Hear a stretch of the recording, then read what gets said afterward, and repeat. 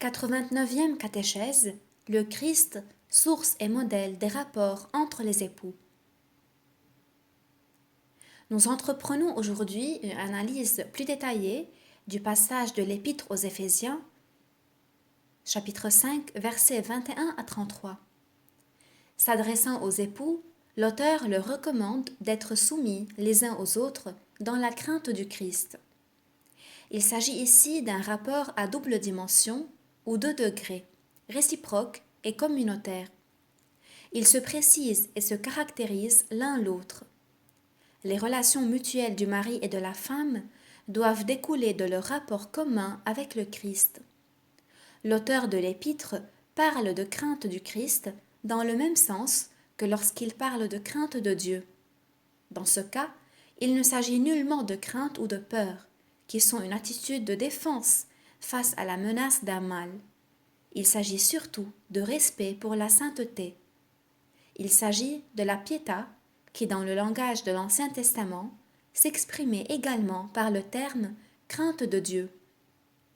En effet, une telle pietà, issue de la profonde conscience du mystère du Christ, doit constituer la base des relations entre les époux. Comme son contexte immédiat, le thème que nous avons choisi a lui aussi un caractère parénétique, c'est-à-dire d'instruction morale. L'auteur de l'épître veut indiquer aux époux comment établir leurs relations réciproques et tout leur comportement.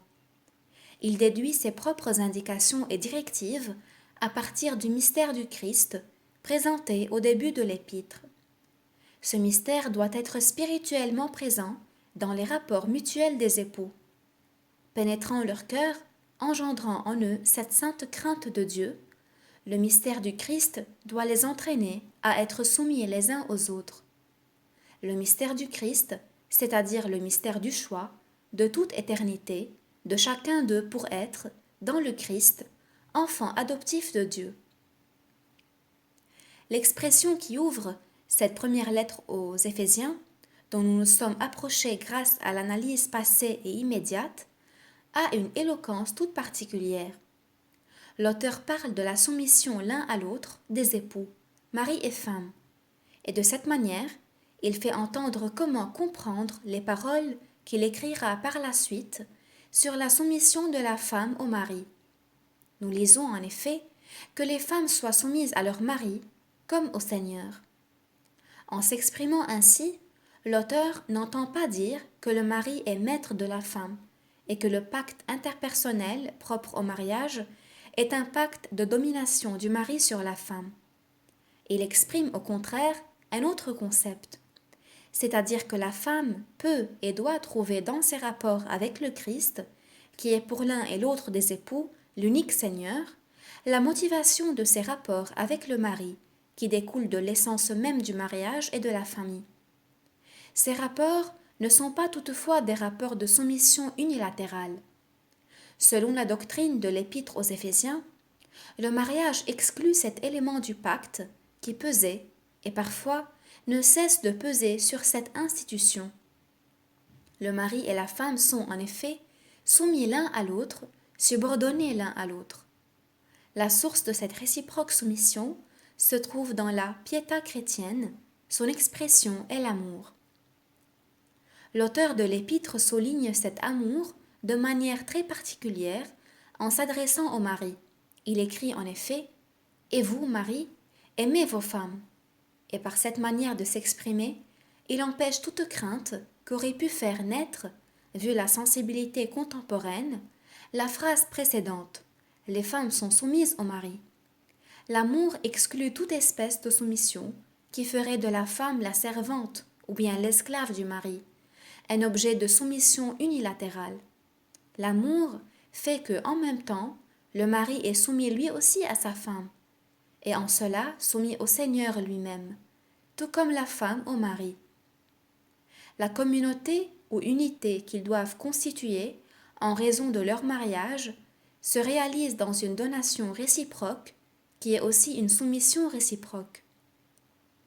Le Christ est à la fois source et modèle de cette soumission qui, étant réciproque dans la crainte du Seigneur, confère un caractère mûr et profond à l'union conjugale. De multiples facteurs de nature psychologique, ou tenant compte des coutumes, se trouvent dans cette source et en présence de ce modèle, tellement transformés qu'ils font émerger, dirais-je, une nouvelle et précieuse fusion de comportements et des rapports bilatéraux. L'auteur de l'Épître aux Éphésiens ne craint pas d'accueillir ces concepts qui étaient propres à la mentalité et aux mœurs de ce temps-là. Il ne craint pas de parler de la soumission de la femme au mari. Il ne craint pas, ensuite, même dans le dernier verset du texte que nous avons cité, de recommander à la femme de révérer son mari. En effet, il est certain que lorsque le mari et la femme seront soumis l'un à l'autre dans la crainte du Christ, tout trouvera un juste équilibre, un équilibre qui correspond à leur vocation chrétienne dans le mystère du Christ. Notre sensibilité contemporaine est différente, comme sont différentes la mentalité et les mœurs, comme est différente aussi la situation sociale de la femme à l'égard de l'homme. Néanmoins, le principe parénétique fondamental que nous trouvons dans l'Épître aux Éphésiens reste le même et porte les mêmes fruits. La soumission réciproque dans la crainte du Christ, une soumission née sur la base de la piété chrétienne, constitue toujours cette profonde et solide structure portante de la communauté des conjoints où se réalise la vraie communion des personnes. L'auteur du texte aux Éphésiens, qui a commencé son épître par une magnifique description du plan éternel de Dieu à l'égard de l'humanité, ne se limite pas à mettre en relief les aspects traditionnels des mœurs ou les aspects éthiques du mariage. Il déborde du cadre de l'enseignement et en écrivant sur des relations réciproques des conjoints, il découvre en eux la dimension même du mystère du Christ dont il est l'annonciateur et l'apôtre. Que les femmes soient soumises à leur mari comme au Seigneur. Le mari, en effet, est chef de sa femme, comme le Christ est chef de l'Église. Lui, le sauveur du corps, or l'Église, se soumet au Christ. Les femmes doivent donc, et de la même manière, se soumettre en tout à leur mari. Et vous, maris, aimez vos femmes, comme le Christ a aimé l'Église et s'est livré pour elle.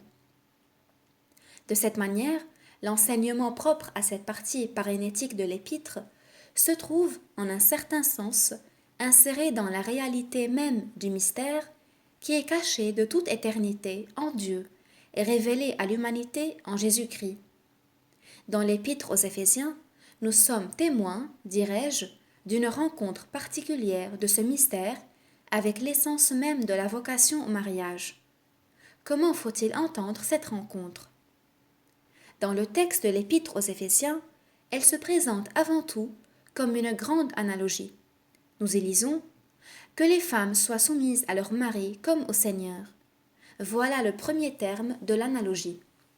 En effet, le mari est chef de sa femme comme le Christ est chef de l'Église. Voilà le second terme qui constitue l'explication et la motivation du premier.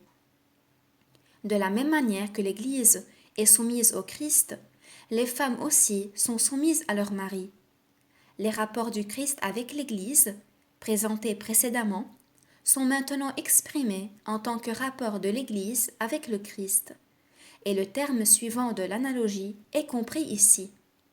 Enfin, et vous, Marie, aimez vos femmes comme le Christ a aimé l'Église et s'est livré pour elle.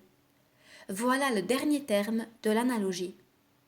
La suite du texte de l'Épître développe la pensée fondamentale contenue dans le passage qui vient d'être cité. Et le texte entier de cet épître est intégralement imprégné de la même analogie, c'est-à-dire que les relations réciproques entre époux, mari et femme, les chrétiens doivent les comprendre à l'image de la relation entre le Christ et l'Église.